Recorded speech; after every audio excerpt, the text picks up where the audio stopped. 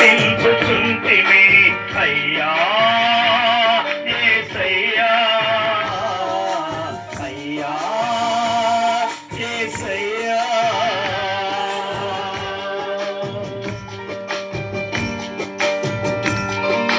చిన్ననాటి నా బిడ్డను ఎత్తుకుంటేనే నడుస్తుంటే పడతాడని కాచుకుంటేనే చిన్ననాటి నా బిడ్డను ఎత్తుకుంటేనే నడుస్తుంటే పడతాడనే పట్టుకుంటేనే వృద్ధుడనైనప్పుడు నన్ను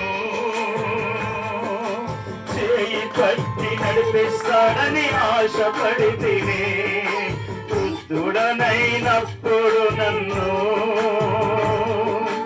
చేయి పట్టి నడిపిస్తాడని ఆశపడితేనే అయ్యా యేసయ్యా అయ్యా యేసయ్యా. తినుటకు ఎంతో ఆశపడుచుంటిని పెట్టువారు లేక నిరాశపడితేనే ఆశపడుచుంటిని పెట్టువారు లేక నిరాశపడితిమి అయ్యా యేసయ్యా ఆకలి తీర్చరావయ్యా అయ్యా యేసయ్యా ఆకలి తీర్చరావయ్యా.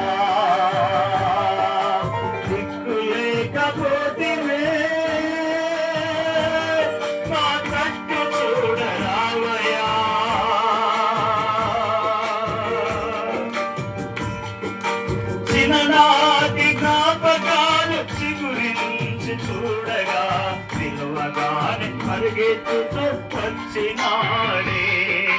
చిన్ననాటి జ్ఞాపకాలు గుర్తించి చూడగా పిలువగానే పరిగెత్తుతూ వచ్చినాడే. ఈనాడు నా చెంతకు రాడే నా బాధను తీర్చగరాడే. ఈనాడు నా చెంతకు రాడే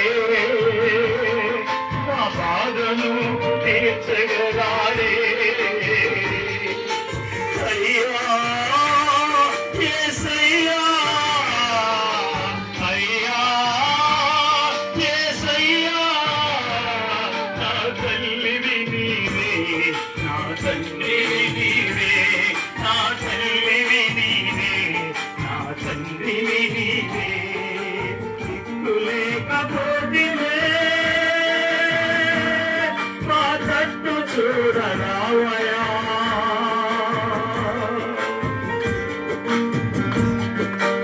ఆకలైన వేళలో కొడుకు ఇంటికెళితే భార్య మాట విని తిరిగి పంపినాడే. ఆకలైన వేళలో కొడుకు ఇంటికెళితే భార్య మాట విని లేదని తిరిగి పంపినాడే. ఏమి చేయను నేనేమి చేయను ఎవరి నడగను నేనెవరి నడగను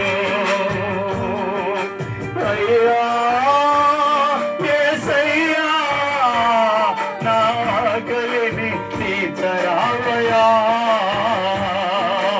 అయ్యా యేసయ్యా నాకు వస్త్రమును ఇయ్యరావయ్యా. దిక్కులేకపోతివే మా వైపు చూడరావయ్యా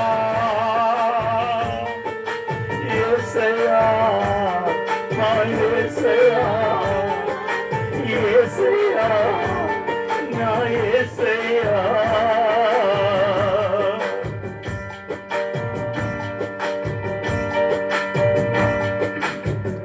చాలా మంచిది దేవుని పిల్లరా. నిజమే ఈనాడు ఎంతోమంది కొడుకులు ఉన్నా కానీ ఒకనాడు 12 మంది 15 మందిని కన్న తల్లి భారం అనుకోకుండా అందరినీ పెంచగలిగింది. కానీ ఈనాడు 12 మంది పిల్లలు ఉన్నా కానీ ఒక తల్లికి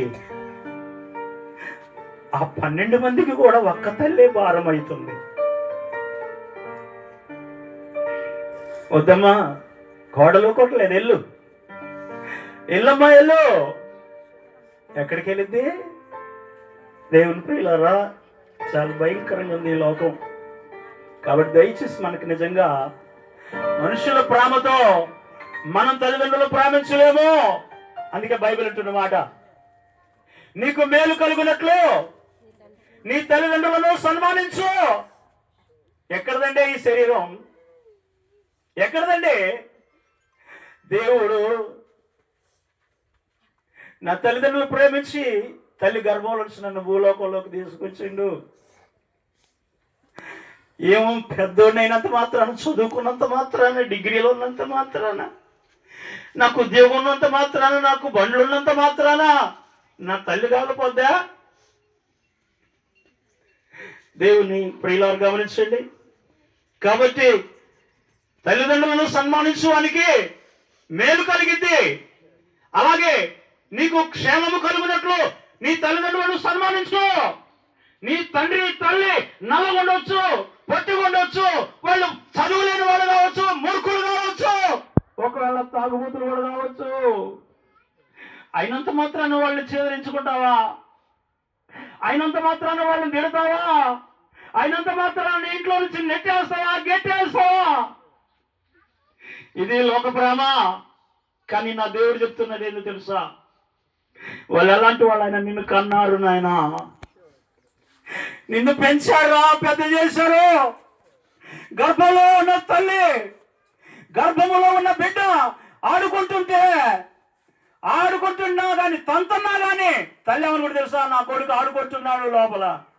కానీ వాడేంటో అటువైపు తన్ని ఇడుదన్ని అడుదన్ని ఇడుదంటున్నా కానీ నా బిడ్డ ఆడుకుంటుంది అనుకుంటూ తల్లి 9 నెలలు 10 నెలలు దేవుని బిడ్డలరా గర్భంలో నుంచి బయటకు తీసుకురావడానికి తను ఎంతగానో శ్రమ పడుతుంది తెలుసా? చచ్చిపోయేటువంటి జీవితం అదే, మరణ వేదన ఆ యొక్క స్త్రీకి. ప్రియులారా, అంత కష్టపడి కంటా ఉన్నారు తల్లులు. కొన్నిసార్లు బిడ్డలు కనేటప్పుడు తల్లి చచ్చిపోతుంది తెలుసా? డాక్టర్ అంటే ఒకసారి, అమ్మా నీ గర్భంలో ఉన్న బిడ్డ బయటికి రావాలంటే, నీ బిడ్డ బతకాలంటే నువ్వు చచ్చిపోవాలా, లేదా నీ బిడ్డ నువ్వు బ్రతకాలంటే నీ బిడ్డ చచ్చిపోవాలా? ఎవరు కావాలమ్మా నీకనంటే, నేను చచ్చిపోయినా మంచిదే, నా బిడ్డ బతకాలి. అది తల్లి ప్రేమ. మూర్ఖుడా, ఎందుకయ్యా తల్లిని బాధ పెడతావు? మూర్ఖురాలుగా ఎందుకు తల్లిని తండ్రిని బాధ పెడతావు? అలాగే బైబిల్ అంటుంది, నీకు దీర్ఘాయుష్షు కలిగినట్లుగా నీ తల్లిదండ్రులను సన్మానించు. కర్రలతో కొడుతున్నారు,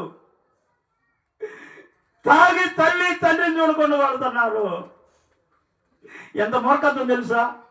మీకు అర్థం కావట్లేదు. వాళ్ళు ఎక్కడున్నారు తెలుసా? మా భాష ఏంటంటే, ప్రార్థన భాష ఏంటంటే, వాళ్ళు చీకట్లో ఉన్నారంటాం, వాళ్ళు పాపంలో ఉన్నారంటాం, వాళ్ళు సాతాను చేతిలో బందీలైపోయారు. అందుకే తల్లి ఏంటో తండ్రి ఏంటో తెలియటల్లా. అందుకే కొడుతున్నారు, తిడుతున్నారు, ద్వేషిస్తున్నారు. నువ్వు చెప్తే బాగుండరా, నువ్వు నాకేమి ఇచ్చావురా అంటూ ఉన్నారు. అందుకే కొంతమంది తల్లిదండ్రులు అంటారు, అదే నువ్వు పుట్టినప్పుడు ఒక కోట్ల కింద నీ గొంతులు వేస్తే నా పానం ఆయుడే. ఎందుకన్నా రాయింది? ఎందుకన్నా ఈనాడు భూమి మీద తల్లులు నిజంగా వారు కడుపు చించుకొని కన్నారు, కానీ ఈ రోజున గుండెను చించుకొని ఎడుతా ఉన్నారు. అమ్మా, నా బాధ అదే.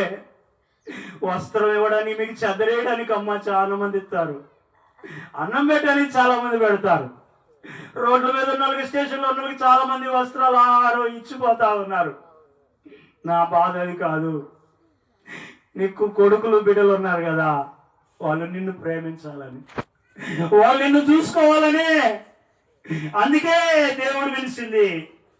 దీని ఉద్దేశం తెలుసా?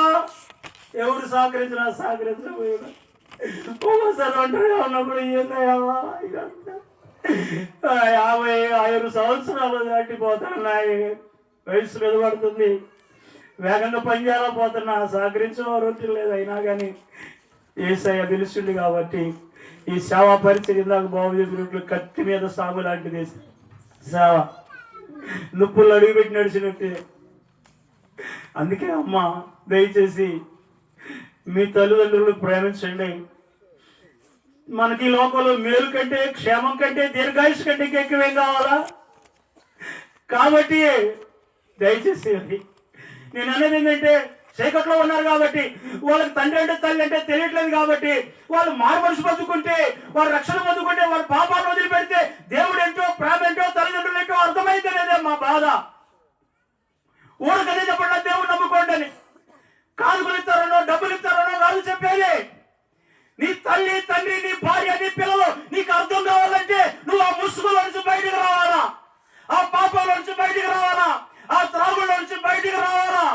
అప్పుడే నీ గుండెల్లో దేవుడు ఆ ప్రేమను పెడతాడు. ఇప్పుడు చూస్తున్నాం కానీ నిజంగా తల్లిదండ్రులు కాదు మనకు కనపడేది. వాళ్ళు ఎవరు కనపడతారు తెలుసా? దేవుడిని తెలుసుకోకపోతే మనకేంటంటే భూతాలా కనపడతారు, వాళ్ళు దయ్యాలా కనపడతారు. అందుకే దేవుని బిడ్డలారా, కాబట్టి 2026 సంవత్సరం మొదటి రోజున నాలుగు చదువుకున్న వాళ్ళు ఎంతోమంది ఉద్యోగాలు చేసుకుంటూ సుఖంగా సంతోషంగా వాళ్ళు తిరుగుతూ ఉంటారు. నా దేవుడు నా గుండెలో పెట్టిన ప్రేమ ఏంటంటే, దగ్గరుండి ప్రజలకు నీ ప్రేమను అందించరా నాయన అన్నాడు. నా ప్రేమ కాదు, అది దేవుని ప్రేమ. కాబట్టి దయచేసి నన్ను మీలో ఎవరైనా కానీ అపార్థం చేసుకోమాకండి, ప్రేమించండి. ఈ మంచి కార్యక్రమాలు ఇంకా ముందుకు చేయాలన్నది ఆశ. సహకరించిన మీకు అందరికీ నా గుండెల్లో నుంచి నిండు వందనాలు, హృదయపూర్వకమైన ధన్యవాదాలు తెలియజేస్తా ఉన్నాను. చాలా సంతోషం. దేవుడు కొద్ది మాటలు దీవించిన కాక. ఆమేన్. ప్రార్థన చేసుకుందాం. తర్వాత కేక్ కటింగ్ కొరకు మన మధ్యలో ఉన్నటువంటి పెద్దలు దయచేసి మరి ముందుకు రావాలని ప్రేమతో మనం చేస్తున్నాం. నాగేశ్వరరావు గారు కేక్ కటింగ్ చేద్దాం, అందరం కలిసి happy new year cake cut చేద్దాం. చిన్న ప్రార్థన చేసుకుందాం. మంచిది కానుకల కొరకు చిన్న ప్రార్థన. ప్రేమ గల తండ్రి, పరిశుద్ధుడని మీ పాదాలకు వందనాలు తండ్రి. మా కొరకు మీరు సమస్తమును త్యాగం చేశారు తండ్రి. నా త్యాగమే పాడిది నాయన. నీ బిడ్డలో ప్రేమతో ప్రభా కేవలం నీ పరిచర్య జరగడానికి, నీ పని జరగడానికి వారి గుప్పుళ్ళు విప్పి ఉన్నారయ్యా. వారు ప్రేమ కానుకలు ఇచ్చారు, వారి కష్టార్జితంలో నుండి ఎంత ఇచ్చారో నీకు తెలుసు. నీ బిడ్డల కుటుంబాలను దీవించుకొని ప్రార్థన చేస్తున్నాను ఆయన.